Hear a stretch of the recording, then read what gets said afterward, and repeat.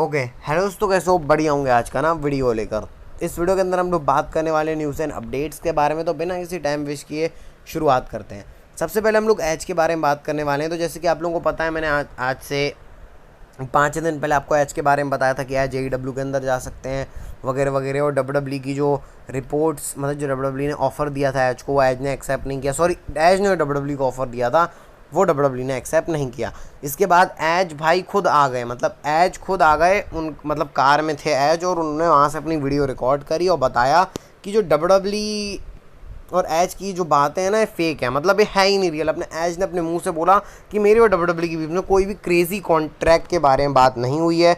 मेरे WWE के साथ रिलेशन अच्छे हैं, और ना मैंने अभी कुछ WWE से कॉन्ट्रैक्ट के रिगार्डिंग बात करी है, और ना WWE से बात करी है। मतलब कुछ नहीं बात करी है एज ने। तो भाई एज ये चीज़ बोल रहे हैं, अब एज खुद सामने से बोल रहे हैं, तो मैं इसको क्या बोलूँगा। मतलब भाई कभी कभी डर्टी शीट्स का भरोसा नहीं होता है। मतलब डर्टी शीट्स का क्या भरोसा नहीं होता है कि कभी वो कुछ भी कर सकते हैं। मतलब अभी हर सोर्सेज की तरफ से अपडेट आ रही थी। मैं आपको भाई पक्की अपडेट देता हूँ, ऐसा नहीं है कि कोई रूमर्स वगैरह। तो रूमर्स अगर अच्छे स्प्रेड होते हैं, मतलब जो लायक होते हैं, वो मैं आपको नाम बता के बोलता हूँ कि रूमर्स है। अब भाई एज ने खुद ही आके बोल दिया, तो अब इससे तो साफ बात है कि भाई एज और ये जो WWE के बीच में ये जो सीन है, मतलब एज का AEW जाना मेरे को तो नहीं लग रहा होगा। और मैं पहले ही आपको बोल रहा था ऐसा हो ही नहीं सकता, कि मैं बिलीव ही नहीं करूँगा कि एज और WWE के बीच में ऐसी कोई डील। और भाई एज ने ऐसा क्या ही बोल दिया होगा, क्योंकि एज पता है आपको रेसलिंग, उनको रेसलिंग चाहिए। और WWE एज, मतलब WWE को इतना एज को पैसा देने की भी ज़रूरत नहीं। एज मनी माइंडेड नहीं है, जैसे ब्रॉक रेजनर को रेसलिंग से भी ज़्यादा प्यारा पैसा है, लेकिन एज नहीं भाई। जैसे डैनियो ब्रायन है, डैनियो ब्रायन WWE से क्यों गए? क्योंकि डैनियो ब्रायन को जिस तरीके की रेसलिंग पसंद थी, WWE वैसी दे ही नहीं रहते, इसलिए डैनियो ब्रायन कंपनी छोड़ के चले गया। तो भाई यही सीन एज का भी है। तो ये एज और WWE के बीच में सीन है, मैंने आपको बता दिया। और हाँ, एज के बारे में एक और चीज़ है, वो हम आगे बात करेंगे। लेकिन अब बात कर लेते हैं WWE से थोड़ी अलग ब्रांड की बात, जो AEW के अंदर आप लोग अपने स्क्रीन के ऊपर देख सकते हो। भाई जो AEW लंदन के अंदर हुआ था ऑल इन पेपर व्यू, उसके अंदर भाई जो वर्ल्ड वाइड रिकॉर्ड सेट किया AEW ने, किसी प्रो रेसलिंग के अंदर इतनी पेड ऑडियंस नहीं आई है। तो भाई मतलब ज़्यादा मोटे पैसे कमा लिए AEW के अंदर। और इसकी जो अटेंडेंस थी वो 81,305 थी। मतलब जो इस साल के रेसलमेनिया के नंबर्स थे उससे भी ज़्यादा। और जो रेसलमेनिया 35 रेसलमेनिया 35, हाँ रेसलमेनिया 35 के आसपास के नंबर हैं। तो भाई WWE ही इतने नंबर ला पाती है, तो अब AEW भी WWE से ज़्यादा ही नंबर ले आई। मतलब इस साल की समर स्लैम से भी ज़्यादा हो गए, और जितने भी अभी WWE के रेसलमेनियाज हुए हैं उनसे भी ज़्यादा। अब मैं आपको, अब आप बोलोगे भाई रेसलमेनिया 39 के अंदर तो 1,81,000 वो कंबाइंड अटेंडेंस थी, 79,000 अटेंडेंस थी, वो भी फेक। WWE थोड़े नंबर ज़्यादा करके बताती है, वो 75 के आसपास थी। तो भाई ये ऑल इन का, और ऑल इन के आप लोग बहुत सारी चीज़ें देख सकते हो, पूरा आप स्टेज स्क्रीन के ऊपर देख सकते हो। भाई मस्त लग रहा है, ऐसा लग रहा था मैं WWE का कोई समर स्लैम रेसलमेनिया PPV देख रहा हूँ, लेकिन फिर दिख रहा नहीं। मतलब क्लिप्स में मैंने इसको पूरा देखा नहीं है बैठ के। इसके बाद आप पूरे स्टेडियम का लुक देख सकते हो भाई, बिल्कुल मतलब अच्छी वाइब दे रहा था स्टेडियम बिल्कुल। ये पूरा टाइटन ट्रॉन देख सकते हो, उसके अंदर रिंग बीच में, मतलब पूरा डिज़ाइन। और ये एंट्रेंस रैम देख सकते हो, CM पंक एंट्रेंस कर रहे हैं, इस तरीके का रैम था। और हाँ, साशा बैंक्स भी आई हुई थी, और उनके हाथ में जो आप ब्लैक कलर का जो बैंड देख रहे हो, ये ब्रे वाइट को डेडिकेट था। विंडम लिखा हुआ था इसके अंदर, विंडम जो ब्रे वाइट का रियल नेम है वो। तो भाई ये पूरा ऑल इन के बारे में चीज़ें थी, तो मैंने आपको बता दी। और हाँ, CM पंक की कंट्रोवर्सी भी हो गई। CM पंक और जैक पेरी के बीच में लड़ाई हो गई भाई बैक स्टेज। और इसकी मतलब AEW सारे इसके बारे में बात करना नहीं चाह रहे हैं, क्योंकि टोनी खान ने अपने प्रेस कॉन्फ्रेंस के अंदर बोला मैं इसके बारे में बात नहीं करूँगा, और ऑल इन जाना जाएगा CM पंक और जैक इनके बारे में। और जहाँ पर भी ये बंदा रहता है ना CM पंक, वहाँ लड़ाई ना हो ऐसा हो ही नहीं सकता। पिछले बार भी यंग बक्स के साथ CM पंक ने लड़ाई कर ली, इस बार भी कर ली। भाई पता नहीं CM पंक क्या चाहते हैं, लेकिन अब ये भी हमको कुछ नहीं पता है कि क्या CM पंक की गलती थी, या या हैरी, जेरी क्या नाम है, जेरी पेरी की गलती थी। पता नहीं किसकी क्या गलती थी, लेकिन हाँ लड़ाई तो हो गई CM पंक की।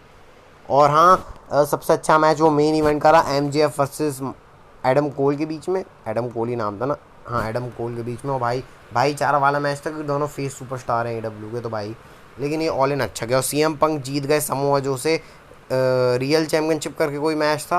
मैंने पूरा ऐसे देखा नहीं ऑल इन, लेकिन कुछ कुछ जो बातें थी बड़ी बड़ी मैंने आपके साथ शेयर कर दी। तो अब जरा बात कर लेते हैं कल होने वाली मंडे नाइट रॉ के बारे में। तो अपने स्क्रीन के ऊपर रेसलिंग ब्लॉग की तरफ से ट्वीट देख सकते हो, ये पूरा कार्ड है रॉ का। सबसे पहले Chad Gable versus Ludwig Kjær के बीच मैच होने वाला है। इसके लिए भाई मैं तो इंटरेस्टेड हूँ क्योंकि चैट गेबल और गंथर की स्टोरी लाइन अच्छी हो रही है। इसके बाद बैकी लिंच और ज़ूरी स्टार्क की जो फॉल्स काउंट एनीवेयर मैच है भाई, ये बहुत इंटरेस्टिंग होगा, मतलब कहाँ कहाँ जाके इन लोग लड़ाई करेंगे। इसके बाद टोमासो चियाम्पा वर्सेस ब्रोंसन रीड के बीच में मैच है। अब ये पता नहीं क्यों डब्ल्यूडब्ल्यू ने एकदम से फिर ये स्टोरी लाइन को जला दिया, लेकिन चलो भाई, ब्रोंसन रीड और टोमासो चियाम्पा को टीवी टाइम मिल जाएगा। और new day versus Viking readers के बीच में मैच है, जिसके लिए मेरा कोई भी इंटरेस्ट नहीं है। लेकिन मैं कल की रॉ के अंदर दो चीज़ देखना चाहूँगा, सेथ रॉलिंस और शिंस्के नाकामुरा के बीच में क्या होता है, और ये Judgment Day Cody Rhodes, Sami Zayn, Kevin Owens इनका क्या कल होता है, और क्या जजमेंट डे का पेबैक के अंदर मैच होगा या नहीं, देखते हैं भाई हम लोग, वो कल पता चलेगा।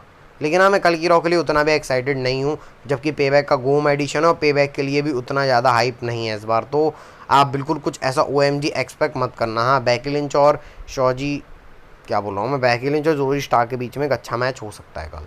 अब जरा बात कर लेते हैं हम लोग सेथ रॉलिंस के बारे में। तो भाई सेथ रॉलिंस की आप ये फोटो देख सकते हो, जब लाइव इवेंट के अंदर सेथ रॉलिंस ने ब्रे वाइट को ट्रिब्यूट दिया, बहुत इमोशनल स्पीच दी सेथ रॉलिंस, मतलब रो पड़े सेथ रॉलिंस, बोल ही नहीं पा रहे थे, बार बार उनको माइक नीचे रखना पड़ रहा था। पूरे फायरफ्लाइज, मतलब जो पूरे फैंस जो थे वो सेलिब्रेट कर रहे थे फायरफ्लाइज से। इवन जो ऑल इन हुआ था AEW के अंदर, उसमें भी ब्रे वाइट को ट्रिब्यूट दिया गया था। बडी मर्फी, जिनको आप WWE के अंदर बडी, मतलब सॉरी बडी मैथ्यूज़, जिनको आप WWE के अंदर बडी मर्फी के नाम से जानते थे, उनने भी वो एंट्रेंस के टाइम पे ब्रे वाइट की जो लालटेन होती है वो लेके आए थे। तो पूरा वर्ल्ड ब्रे वाइट को वो ट्रिब्यूट कर रहा है। तो सेथ रॉलिंस ने भी इमोशनल स्पीच दी कि मैं ब्रे वाइट को कभी नहीं भूलूंगा, ये फ्लाइज हमेशा ब्रे वाइट की याद दिलाएंगी और मैं हमेशा ब्रे वाइट के साथ हूँ। ऐसी स्वीट सी स्पीच बोल के सेथ रॉलिंस वहाँ से मतलब स्पीच अपनी ख़त्म करते हो। भाई सेथ रॉलिंस बहुत इमोशनल लग रहे थे, मतलब भाई सेथ रॉलिंस और ब्रे वाइट के से आप रिलेशनशिप ही समझ सकते हो कितनी स्ट्रॉन्ग और पावरफुल होगी। तो भाई सेथ रॉलिंस के बारे में कुछ थी, मैं सोचा आपके साथ बता देता हूँ। तो चलो भाई, अब हम बात करते हैं कोडी रोड्स के बारे में। तो कोडी रोड्स के बारे में बहुत इंटरेस्टिंग चीज़ है बताने को। तो एक इंटरव्यू के अंदर कोडी रोड्स से पूछ ही लिया सीधे सीधे कि फिनिशिंग द स्टोरी का मतलब क्या है। तो कोडी रोड्स ने बोला कि फिनिशिंग द स्टोरी का मतलब सेथ रॉलिंस की वर्ल्ड हैवीवेट चैंपियनशिप नहीं है। ऐसा सीधे बोला कि the world heavyweight championship is not the target on my finishing the story as it is. Cody Rhodes की लाइन थी ये। तो इसका मतलब कोडी रोड्स के लिए क्या finishing the story, intercontinental championship, United state championship, tag team championship, बिल्कुल नहीं भाई। कोडी रोड्स का जो फिनिशिंग द स्टोरी वाला कैच फ्रेज है वो बिल्कुल सूट करता है रोमन रिंग्स की अनडिस्प्यूटेड चैंपियनशिप की तरफ। तो इससे हमको और पता चल गया कि भाई जो Cody Rhodes versus Roman rings eight WrestleMania के अंदर रूमर्ड मैच चल रहा है वो और भी ज़्यादा पक्का होता जा रहा है, क्योंकि भाई कोडी रोड्स ने खुद ये बात बोल दी कि मेरे लिए फिनिशिंग द स्टोरी का मतलब वर्ल्ड हैवीवेट चैंपियनशिप जीतना नहीं है। मेरा फिनिशिंग द स्टोरी ये नहीं बताया कि क्या है, उन्होंने अपने मुंह से नहीं बोला, लेकिन भाई वर्ल्ड हैवीवेट चैंपियनशिप नहीं है तो क्या यूनाइटेड स्टेट और इंटरकॉन्टिनेंटल तो बिल्कुल नहीं होने वाली, वो रोमन रिंग्स की अनडिस्प्यूटेड यूनिवर्सल चैंपियनशिप ही है। तो भाई कोडी रोड्स, अब रेसलमेनिया 40 के अंदर ये और भी बात पक्का होती, Cody Rhodes versus Roman rings का मैच होगा, उसमें कोडी रोड्स रोमन रिंग्स को डिथ्रोन कर देंगे। और भाई ये इमेजिन ही कर पाना बहुत मुश्किल है, क्योंकि रोमन रिंग्स के पास एक चैंपियनशिप चली जाएगी, जबकि हमको पता भी है कि कोडी रोड्स को डब्ल्यूडब्ल्यूई कितना रेट करती है। अभी ब्रॉक रेसलर के साथ उन्होंने मूवमेंट शेयर किया। तो भाई कोडी रोड्स अलग ही लेवल पे अभी चल रहे हैं, लेकिन मेरे को ये देखना है कि रेसलमेनिया से अगर चलो रोमन रिंग्स को कोडी रोड्स हरा भी रहे हैं तो गाड़ी कैसी चलती है कोडी रोड्स से। पेबैक के अंदर तो ग्रेसन वॉलर फैक्ट के अंदर कोडी रोड्स आ रहे हैं, जिसकी भाई कोई वैल्यू नहीं है। अब क्या उसमें रिटर्न होने वाला है, मैं तो एक्सपेक्ट नहीं कर रहा हूँ, लेकिन देखते हैं क्या होता है। लेकिन भाई कोडी रोड्स के भी गाड़ी कैसे चलती है ये भी देखना होगा, तभी तो रोमन रिंग्स के सामने बिलीवेबल अपोनेंट लगेगा। अब भाई हम लोग बात करते हैं भाई आज की नेक्स्ट फाइनल स्टोरी के बारे में, जो कि मेरा प्लान नहीं था इसको वीडियो के अंदर लेना, लेकिन ट्विटर के ऊपर ऐसी कुछ चीज़ हुई तो मैं सोचा आपके साथ शेयर कर देता हूँ, आपको भी क्लैरिफाई कर देता हूँ, मतलब आपके दिमाग में भी जो गुत्थम गुत्ती चल रही है ना उसको मैं ख़त्म कर देता हूँ। तो देखो भाई, पूरा रेसलिंग वर्ल्ड ब्रे वाइट की जो भी मतलब असर्टेन ट्रेजिडिक डेथ हुई है उसके ऊपर रिएक्ट कर रहा है, चाहे वो रॉक हो, रॉक ने इंस्टाग्राम के ऊपर भी रिएक्ट किया, जॉन सीना हो, फिन बैलर, सब ने, मतलब ब्रोन स्ट्रोमन हो गए, एलेक्सा ब्लेज हो गए, मतलब ऐसा कौन नाम नहीं है, मैंने आपको पिछली वीडियो में बोला था ऐसा नाम गिना दो कि जो कि नहीं था।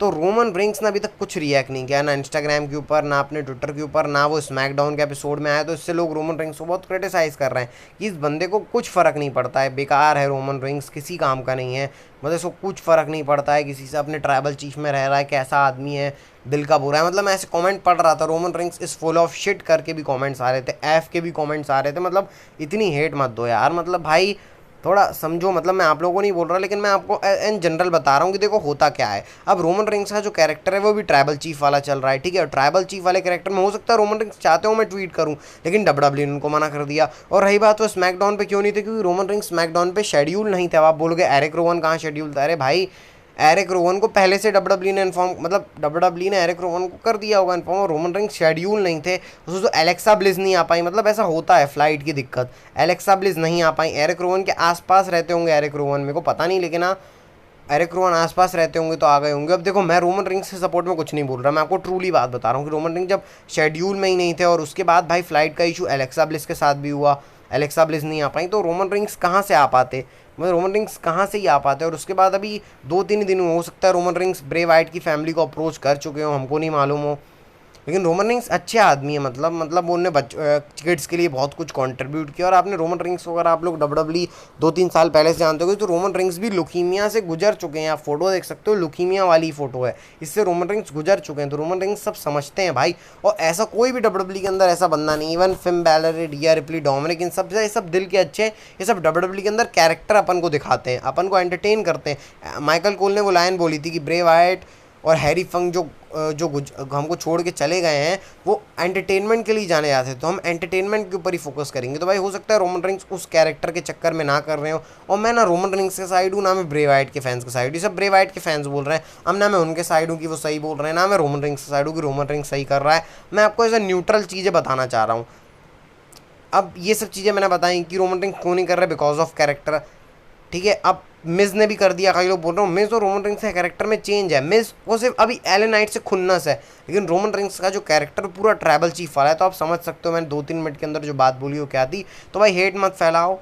बाकी इसी के साथ मैं इस वीडियो को खत्म करता हूँ, अच्छी लगे तो लाइक सब्सक्राइब शेयर कर देना। मिलते हैं आपको कल रॉक एपिसोड में, तो भाई तब तक के लिए bye bye and take care. मैं फिर से बोलूँगा भाई अपनी हेल्थ का ध्यान रखो।